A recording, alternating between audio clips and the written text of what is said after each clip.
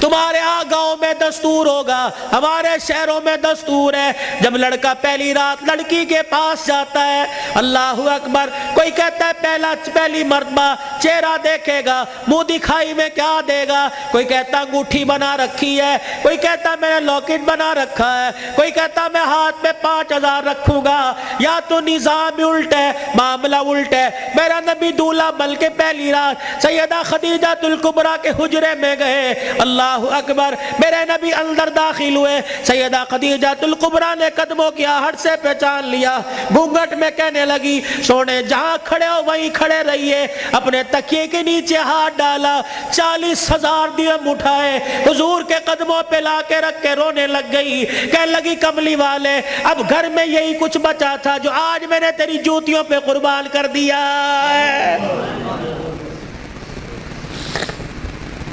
یہ وہ خدیجہ الکبریٰ ہے جسے دنیا نے اسلام کی ملکہ کا نام دیا ہے۔ اسی کی بیٹی سیدہ فاطمہ الزہرا رضی اللہ تعالی عنہ، کائنات کے اندر بڑے بڑے جوڑے آئے لیکن اللہ کی قسم فاطمہ علی سے بڑھ کے جوڑا کوئی نہیں آیا ہے۔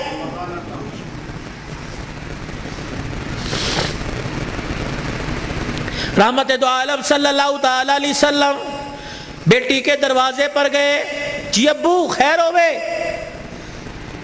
تم بھی کبھی یہ سننا سمجھ کے بیٹی کے دروازے پہ چلے جایا کرو اور جا کے کہا کرو آجا تیرا باپ تجھے لینے کے لیے آیا ہے۔ لیکن اس نبی کو کیا پتا تھا جس بیٹی کو میں میکے لینے کے لیے گیا، سسرال لینے کے لیے گیا کہ میکے آجا، 4 دن باپ کے گھر میں رہ کے ویڑا آباد کر جا، اس نبی کے علم میں کیا تھا کہ 1400 سال کے بعد بہن دروازے پر آئے گی، بھائی دیکھ کے کہے گا ہنے تے گئی سی پھر آ گئی ہے۔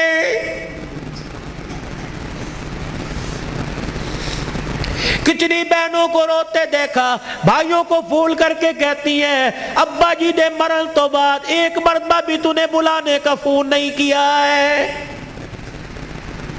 او لوگو چھٹیوں میں بہن کو بلا لیا کرو، عید تہوار میں بہن کو بلا لیا کرو، رب ذوالجلال کی قسم ہے تمہارے گھر میں آ کے بہن کھائے گی، پروردگار عالم بہن کے کھانے کی برکت سے اللہ تیرے رزق میں اضافہ فرمائے گا۔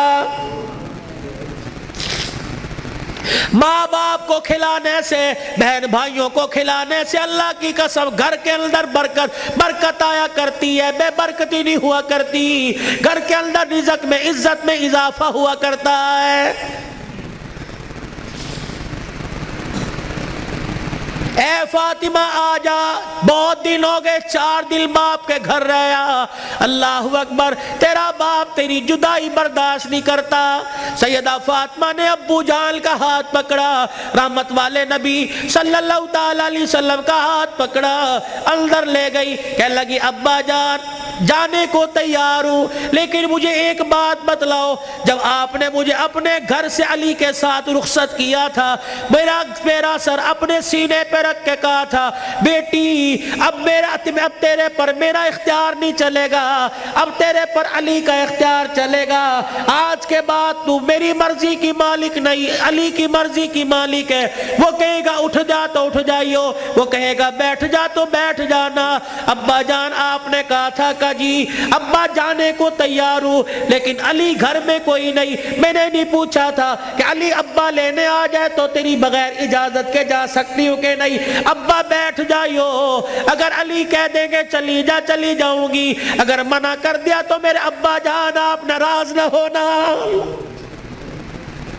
لاؤ ایسی زندگی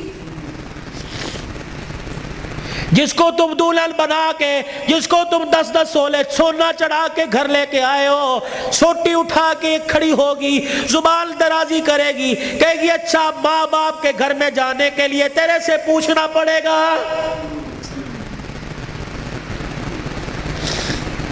اے علی رضی اللہ عنہ اپنی بیوی فاطمہ سے کہہ دے تیری بغیر اجازت کے تیری بیوی کو گھر سے باہر کوڑا پھینکنے کی بھی اجازت نہیں ہے۔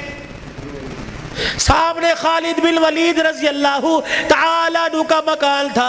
اے علی تیری بغیر اجازت کے تیری بیوی فاطمہ کو سامنے دروازے میں کھڑے ہو کر خالد بن ولید رضی اللہ عنہ کی بیوی سے بات کرنے کی بھی اجازت نہیں ہے.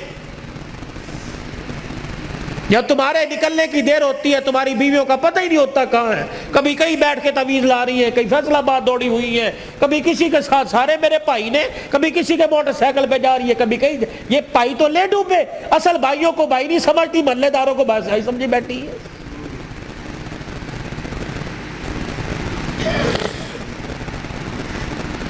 جب شریعت اجازت نہیں دیتی کہ بچہ 10 سال کا ہو جائے, 11 سال کا ہو جائے, تو بہن کو اجازت نہیں بھائی کے پاس بیٹھ سکے, بھائی کو اجازت نہیں بہن کے ساتھ لیٹ سکے, بہن کے جسم کے ساتھ اپنا جسم لگا سکے.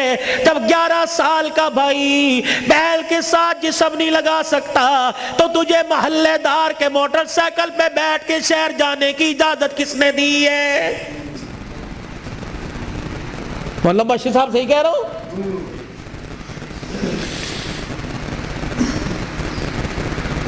ابا جان ناراض نہ ہونا, نبی بھی نبی تھے. ہائے کہ میرے علی میں فرق ہی کوئی نہیں, علی کہاں میں کہاں, اب تجھے لے جانے کے لیے علی سے اجازت لینی پڑے گی. چپ کر کے گھر کے کونے میں بیٹھ گئے. کب آئے گا کب آئے گا کہاں. اتنی دیر میں سیدنا علی رضی اللہ عنہ نے گھر کے حجرے کا پردہ ہٹایا, ناک کی نتھے پھلائی. فاطمہ ابا آئے ہیں. علی تجھے کیسے پتہ لگا؟ کہ ویڑا بتلا رہا ہے, نبوت کی خوشبو سے مہک رہا ہے. وہ بیٹھے. کیوں, کوئی غلطی تو نہیں ہوگی؟ نہیں علی میرا ابا مجھے لینے آیا ہے. تو گئی کیوں نہیں؟ علی تیرا انتظار تھا. فاطمہ میرا انتظار کیوں کیا؟ کہ تیرا حکم نہیں, اجازت نہیں. کہ تیرے باپ کے آگے میں کیا اجازت دوں گا؟ کہ علی بات اجازت کی نہیں, بات تیری مرضی کی نہیں. رب ذوالجلال کی قسم ہے اگر تیری اجازت کے بغیر آج چلی جاتی تو قیامت کی صبح تک میرے باپ کی نبوت والی پگڑی پہ لوگوں کی انگلیاں اٹھ جاتی.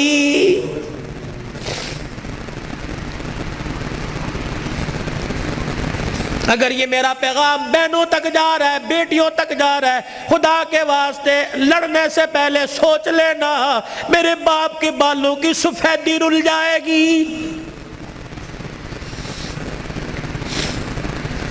گھر کے اندر زور زور سے بولو گی, محلے والے کہیں گے فلانے دی تینے ویکی تماشا لگا رکھا ہے. رب اکبر کی قسم ہے تیرے باپ کی پگڑی رل جائے گی.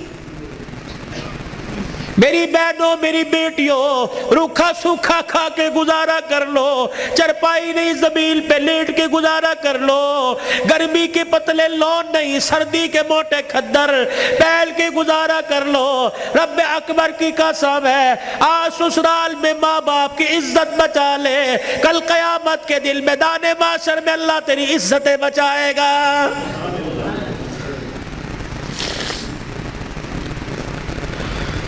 علی رضی اللہ تعالیٰ عنہ کہنے لگے جلدی جا. علی جاؤں گی صحیح لیکن جانے کا انداز کچھ اور ہوگا. کیا پایا کہ میرا پردہ آسمان کے ستاروں سے بھی ہو جائے. تو پھر ایسی گود کے اندر حسین نہ آتا تو کون آتا, ایسی گود کے اندر زینب نہ آتی تو کون آتی, ایسی گود کے اندر حسن محسن نہ آتے تو کون آتے.